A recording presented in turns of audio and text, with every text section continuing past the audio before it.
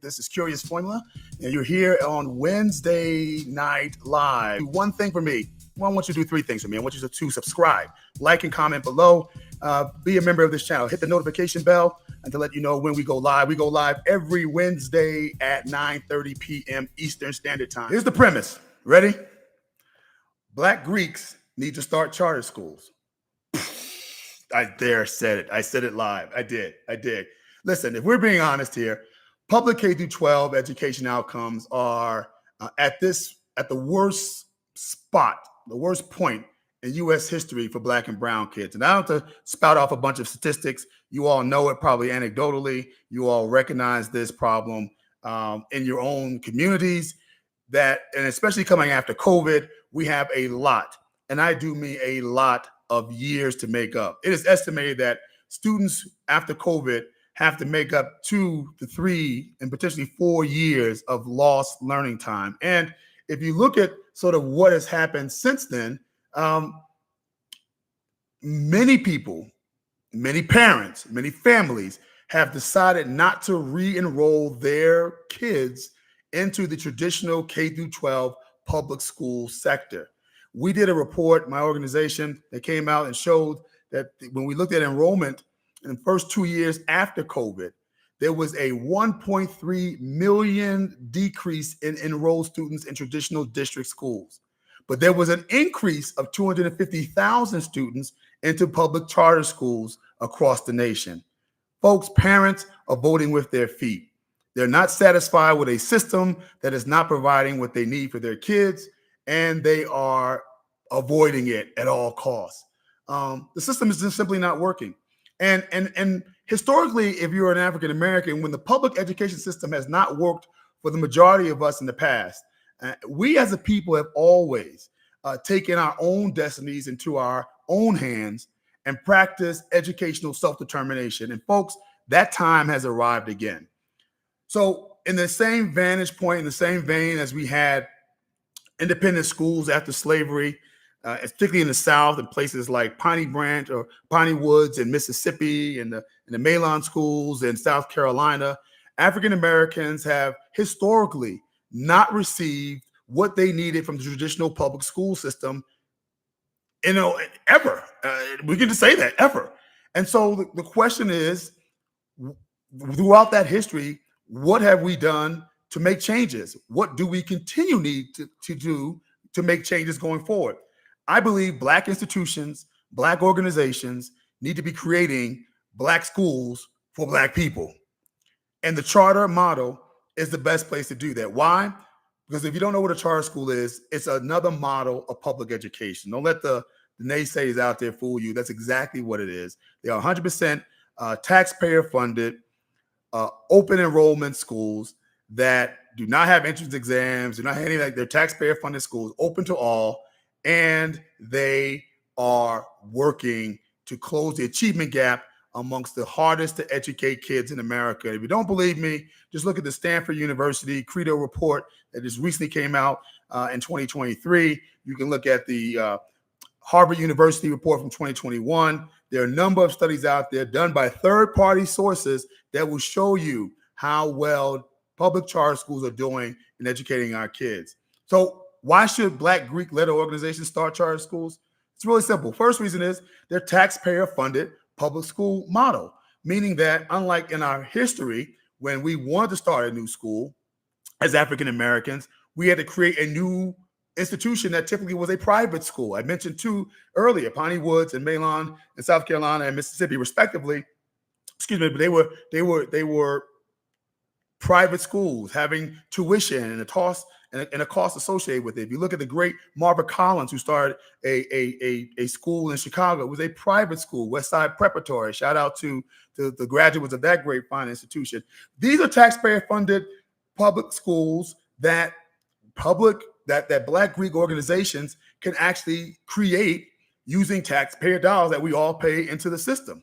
The second reasons are that the model results are undeniable. It is the best model currently for educating kids in innovative ways, new curriculum being based on certain things like being Afrocentric, If you're Native American, there are Lakota schools that are teaching their culture, teaching their history, teaching their language that they can't get at traditional district schools.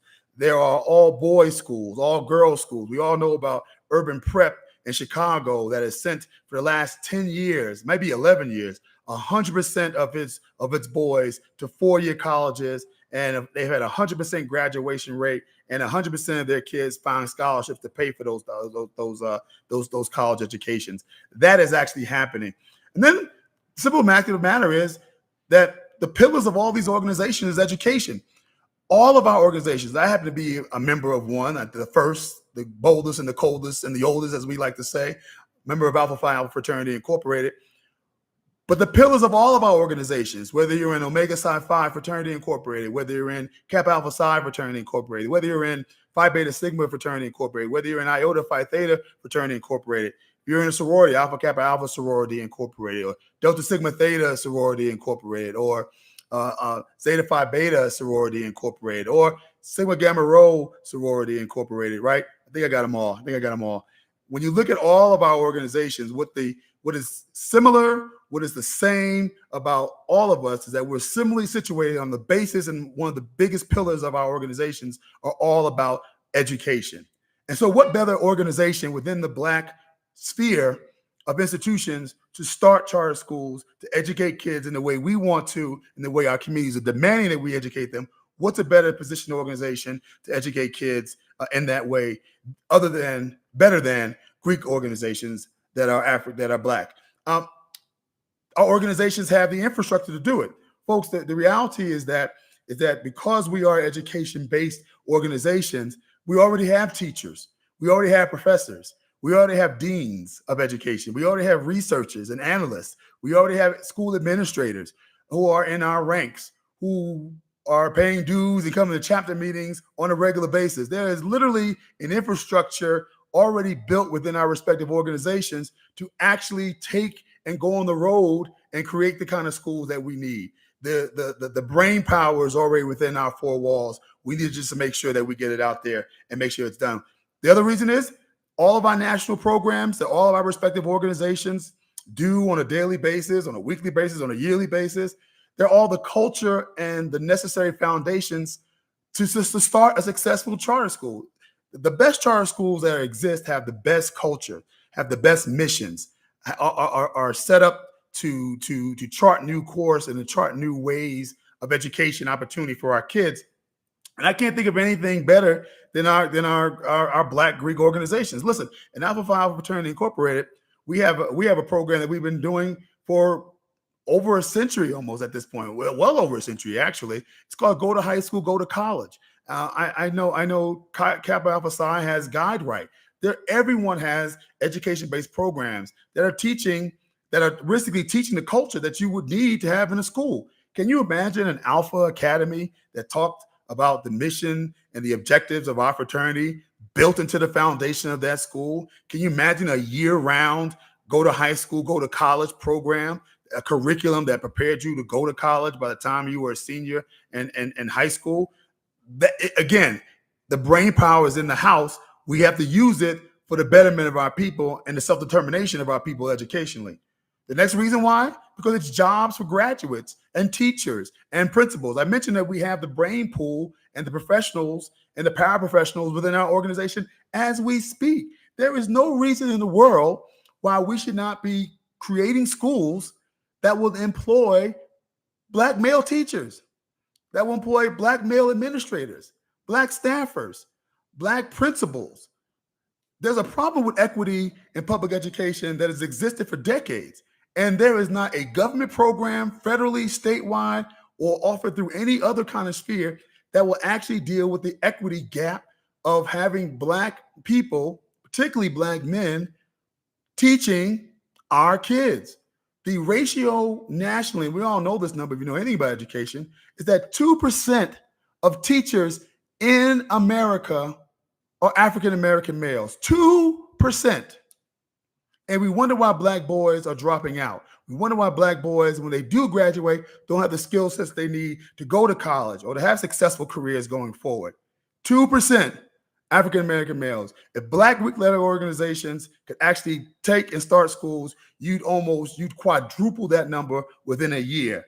Jobs and equity for Black people in a Black institution, a public school. The next thing is contracts for Black small businesses. Folks, the reality is simple. And the reality is this, is that any school that is being led by an African-American, a person of color, particularly who understands, how the environment of a school, all the things outside of a school building that impact how well that school will do for its kids and for the families it serves, has to understand that there is a business side to a successful school. And a school run by a Black Greek-led organization would be able to have contracts for Black small businesses. And these are small businesses, these MBEs, these WBEs, that do not have the capacity to compete for district level contracts because they don't have the size. But they could certainly compete for the painting contract in a Black Greek-led school.